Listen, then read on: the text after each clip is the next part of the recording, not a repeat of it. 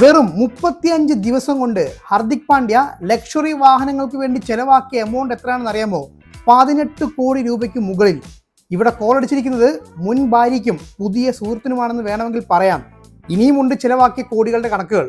ഒരു മാസം കൊണ്ട് ഒന്നല്ല രണ്ടല്ല 3 ഹൈ എൻഡ് ലക്ഷറി കാറുകളാണ് ഹർദിക് പാണ്ഡ്യ സ്വന്തമാക്കിയിരിക്കുന്നത്. എന്തല്ലേ? ഇതിൽ ആദ്യത്തേത് ഫെബ്രുവരി മാസം ഹർദിക്കിന്റെ മകൻ അഗസ്ത്യയ്ക്കും എക്സ് വൈഫ് നടാഷയ്ക്കും സമ്മാനമായി നൽകിയ 4 കോടി രൂപയുടെ V8 ലാൻഡ് റോവർ ഡിഫൻഡർ ആയിരുന്നു. തൊട്ടുപുറകെ അദ്ദേഹം വാങ്ങിയത് 12 കോടി രൂപ മുടക്കി ഒരു ഫെരാരി 12 സിലിണ്ടറി ആയിരുന്നു. ഒരുപക്ഷെ ഇന്ത്യൻ സെലിബ്രിറ്റീസ് വാങ്ങിയതിൽ ഏറ്റവും വില കൂടിയ വാഹനങ്ങളിൽ ഒന്ന് ഇതാണ്. ഈ കഴിഞ്ഞ ദിവസം മെഴ്സിഡീസ് ബെൻസിന്റെ V ക്ലാസും കൂടി അദ്ദേഹം സ്വന്തമാക്കിയിരുന്നു.